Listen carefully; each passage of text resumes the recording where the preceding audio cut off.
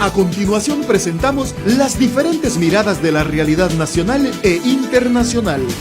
Las voces y opiniones desde una mirada amplia. En un contexto que necesita ser analizado a profundidad e ir directo al grano. Periodismo profundo y directo. Una producción de la Asociación de Medios Católicos de Honduras, AMECA. Directo al grano. Comenzamos. Los temas de interés nacional Son analizados a profundidad aquí en Directo al Grano, a través de nuestro análisis de la semana.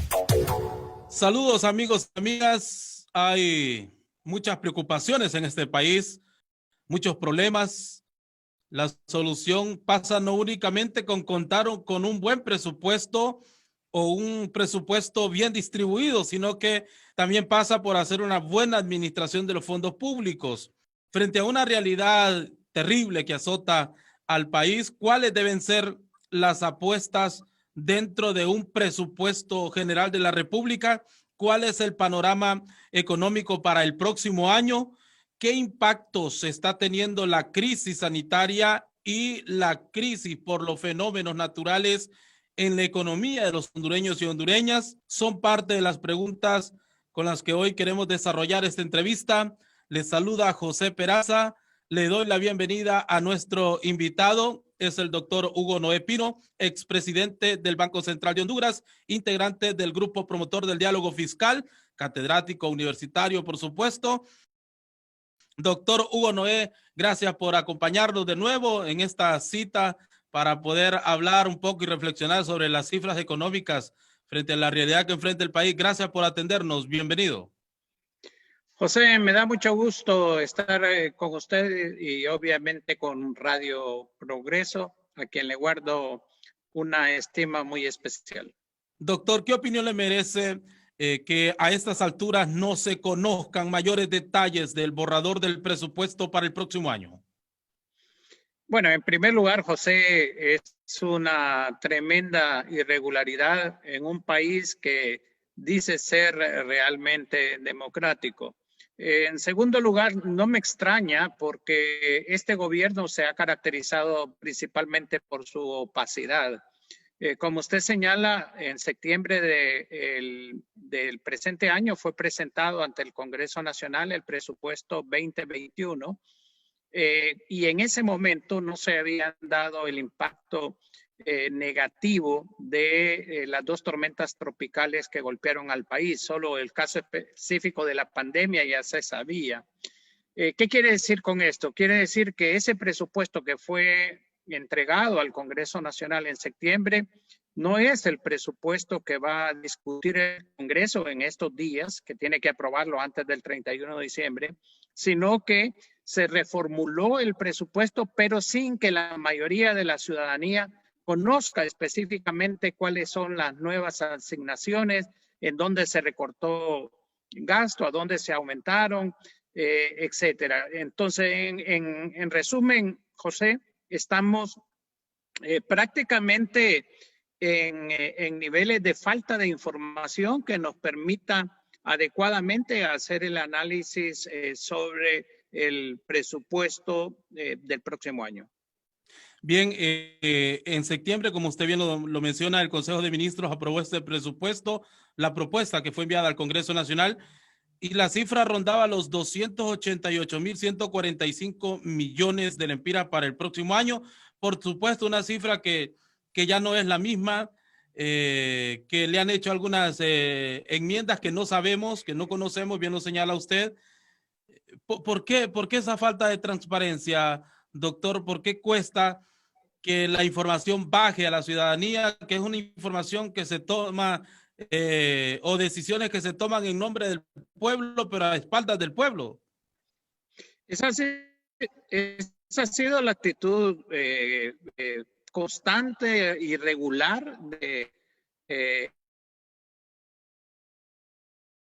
se han llevado al Congreso Nacional, se le dispensan 2 debates y se aprueban con la mayoría mecánica del Congreso. No hay motivo de discusión, no hay motivo de explicaciones del por qué las asignaciones, y eso lo que denota es lo que todo el mundo sabe y siente que estamos en un gobierno dictatorial que lo único que hace es transmitir ya cosas realizadas, decisiones tomadas, pero que en ningún momento toma en cuenta la ciudadanía, tanto desde el punto de información, no digamos desde el punto de vista de decisión. Y precisamente ese presupuesto está basado en un decrecimiento económico del 2020 en alrededor del 68% del PIB, mientras que ahora sabemos que con los efectos de las tormentas tropicales ese decrecimiento del crecimiento de este año como la cifra del crecimiento del próximo año no han sido presentadas ni discutidas en la población hondureña. Sobre cómo se ha manejado el presupuesto de este año, ¿cuál es su valoración? Eso es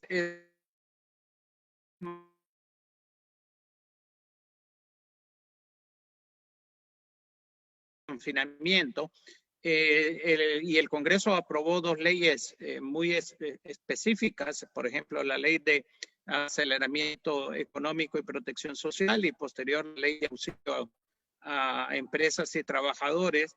Desde ese momento se sabía que el presupuesto 2020 se iba a reformular. En ese momento, la entonces ministra de Finanzas señaló que se iba a hacer un recorte de 12,000 millones de lempiras al presupuesto original. No obstante, nunca se nos dijo dónde se iba a recortar y cuánto se estaba ampliando el presupuesto. Durante este año se han estado, como usted conoce, José, contratando en forma masiva, diría yo, endeudamiento, tanto interno como externo. Sin embargo, cuando se apruebe en el Congreso, nunca queda claramente definido a qué partido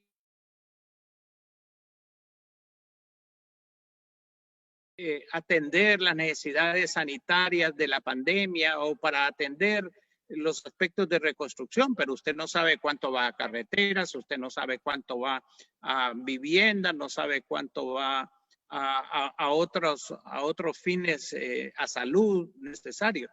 Entonces, nuevamente, el manejo de los recursos públicos es en una forma bastante oscura y en donde el gobierno se atribuye el manejo completamente y la determinación de prioridades que muchas veces no son realmente prioridades. País muy reconocido, conoce la realidad, conoce la administración pública, fue presidente del Banco Central y eso, conoce muy de cerca también la realidad que enfrenta el país, los graves problemas. Doctor Hugo Noé Pino, ¿cuáles deberían ser las prioridades para el próximo año? Ahí, José, yo considero dos aspectos. Uno, que la mayor parte de la población conoce. Obviamente, estamos en el marco de la pandemia. La pandemia no ha finalizado, más bien estamos en comienzos de lo que puede constituir, y ojalá que no se dé de un segundo rebrote que muchas veces es más fuerte que el primero, y por lo tanto tienen que haber recursos asignados claramente para el sector salud. Y en este caso, José, no solamente es el caso de la pandemia. Usted ha escuchado a través de los medios de comunicación cómo especialistas, médicos especialistas en diferentes campos nos están señalando que durante 8 o 9 meses se han descuidado enfermedades crónicas como diabetes, cardiovasculares, etcétera, que van a requerir atención mayoritaria. Y en general, la atención de salud debe de ser realmente una prioridad. Por otra parte, está bastante claro que en el aspecto educativo, este año, desde el punto de vista de política de gobierno, ha sido un fracaso. No pudo en ningún momento tener una estrategia clara de cómo superar el confinamiento y cómo hacer llegar principalmente a los estratos más pobres del país la posibilidad de continuar con sus estudios. Y nuevamente estamos abocados prácticamente al siguiente ciclo escolar y no sabemos qué va a pasar. Se habla de parte de la Secretaría de Educación que va a haber una asistencia limitada por un determinado grupo, pero yo no miro que se hayan o que se estén asignando recursos como, por ejemplo, para que las familias pobres puedan acceder a Internet o a tener aparatos electrónicos que les permitan seguir una educación a distancia, como sí lo tienen las clases medias y las clases de ingresos altos en nuestro país. Entonces, salud, educación, seguridad social en este caso, el hecho de que, dado que nuestra población, el 70% es empleo informal, ¿cuál va a ser la asistencia a estos grupos que han dejado de recibir ingresos? Durante la pandemia se hizo un aporte importante para que muchos trabajadores en el sector formal, maquila principalmente, no fueran suspendidos. Pero ¿qué hay de aquellos trabajadores en el sector informal, zapateros, sastres, mecánicos, etcétera, que no tienen realmente una forma de recuperar la actividad productiva y que difícilmente están subsistiendo? Entonces, estos tres elementos de salud, de educación y seguridad social realmente deben de ser la prioridad. Pero yo me refería a un segundo elemento de consideraciones, José, que el público en general mira menos y quiero referirme a eso. Una de ellas es, vamos a reconstruir lo que existía en el país desde el punto de vista tanto de recuperación física como desde el punto de vista de políticas económicas. ¿O acaso no teníamos antes de la pandemia y de las tormentas tropicales una estructura tributaria injusta que hacía que la mayor parte de la carga tributaria cayera en manos de la mayoría de la población o en las espaldas de la mayoría de la población? Si nosotros no pensamos en esto de reducir exoneraciones fiscales, de combatir frontalmente la evasión y la elusión fiscal, de buscar mecanismos administrativos que permitan una recaudación eficiente de los impuestos, no estamos modificando nada. Estamos reproduciendo el mismo modelo económico exclusivo que teníamos anteriormente. Entonces tenemos, por una parte, la prioridad de los gastos, pero por el otro, dado que la actividad económica está fuertemente limitada por los daños que se han ocurrido, se requiere reformas importantes en beneficio de la población. Y ustedes lo que miran son más bien llamados a aumentar exoneraciones fiscales que ya sabemos y está probado que benefician a los grupos económicamente fuertes y que dejan el peso de los impuestos en la mayoría de la población. No me menciona usted el tema de seguridad, que es uno de los temas de mayor apuesta en los últimos 10 años del gobierno y sobre todo del Partido Nacional. El mayor beneficiado de los grandes presupuestos del país ha sido el sector seguridad. ¿Esto cómo debe quedar en un presupuesto que trate de atender más las necesidades del pueblo hondureño? Ese es un buen punto, José. En realidad omití mencionar en esto, pero en general el gobierno debe tratar de reducir todo aquel gasto que no se justifica. Y nosotros sabemos realmente que este gasto militar que se ha dado en los últimos años, la mayor parte de ese gasto ha sido realmente para satisfacer a las Fuerzas Armadas y para obtener el respaldo incondicional de las Fuerzas Armadas a un presidente ilegal e ilegítimo como es Juan Orlando Hernández. Entonces, ese gasto tiene que ser disminuido. Fíjense qué contradicción. La semana pasada, finales de la semana pasada, se dio un acto aquí en el campo de Parada Marte, donde hacen los desfiles, los militares y los ascensos, etcétera.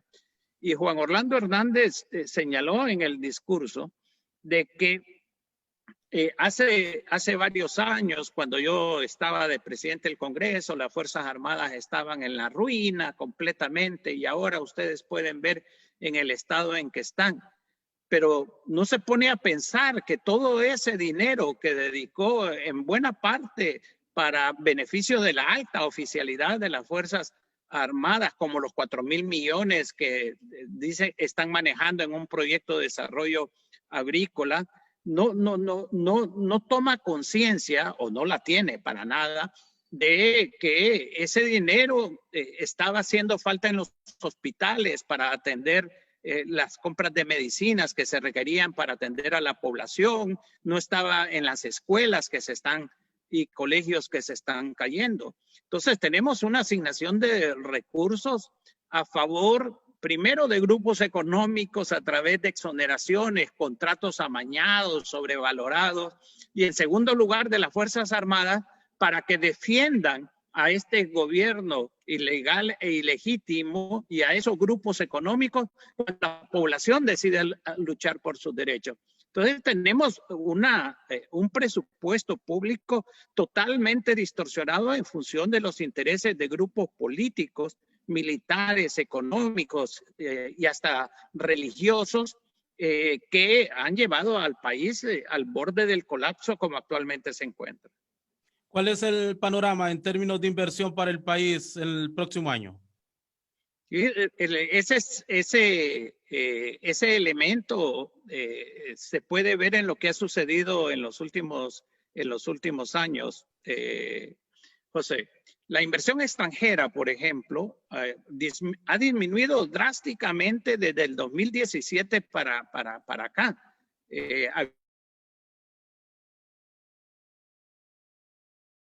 Eran 498 millones de dólares de inversión extranjera. ¿Qué significa esto? Casi disminuyó en un 50% la inversión extranjera y este año obviamente que va a ser menor.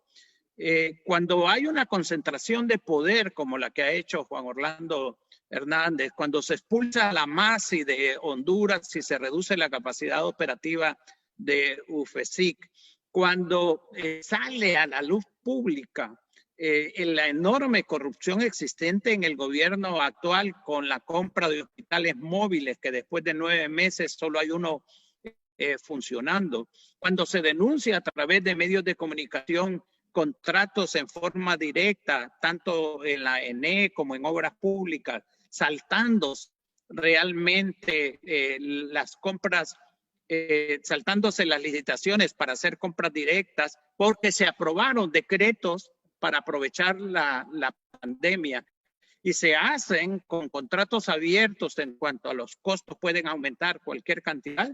Entonces, usted siente que esta situación de Honduras para darle seguridad al inversionista nacional y al inversionista extranjero no existe. Y eso hace más difícil realmente las posibilidades que 2021 sea un año de recuperación como el país lo necesita. Lo que José es nuevamente la organización de caravana, gente que realmente no tiene ningún tipo de esperanza, no tiene ningún tipo de futuro cercano con sus hijos y que va a seguir optando por la salida de Honduras como alternativa. El otro elemento es el aumento de la conflictividad social por diferentes razones. Uno es que obviamente los despidos, las pérdidas de empleo, el aumento de la pobreza llevan a mayores niveles de violencia y de delincuencia en cualquier país.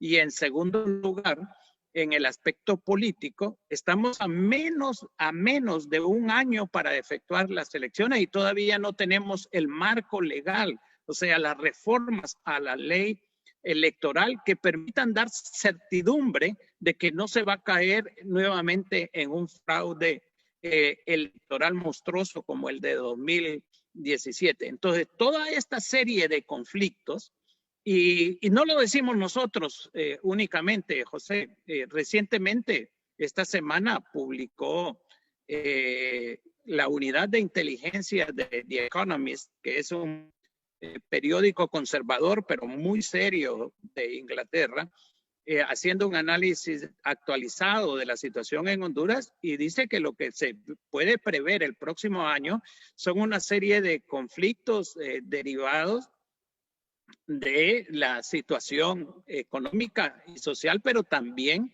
de la búsqueda del Partido Nacional de retener el poder a toda costa. Así que es un año muy difícil el que vamos a comenzar en el 2021, en donde claramente existe una manifestación de parte de Juan Orlando Hernández de mantenerse, o bien él personalmente o a través de otra persona manejando los hilos del poder en Honduras. ¿Las deudas seguirán comiéndose el presupuesto, doctor? Más bien va a aumentar la cantidad de recursos que se van a destinar.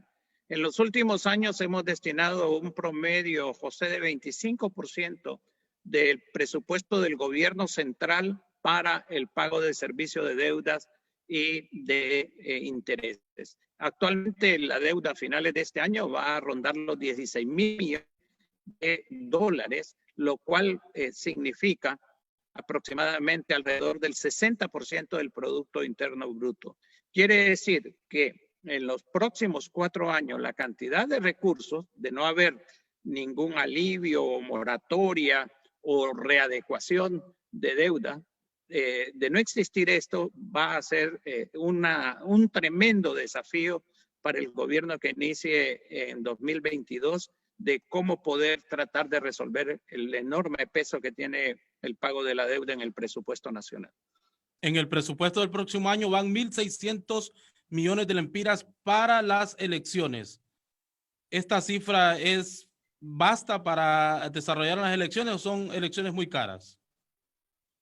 Bueno, en el caso específico de Honduras, en donde el futuro económico del país en cuanto a inversión nacional, extranjera, de la confianza de los consumidores, depende mucho de que el proceso electoral sea democrático, participativo, abierto.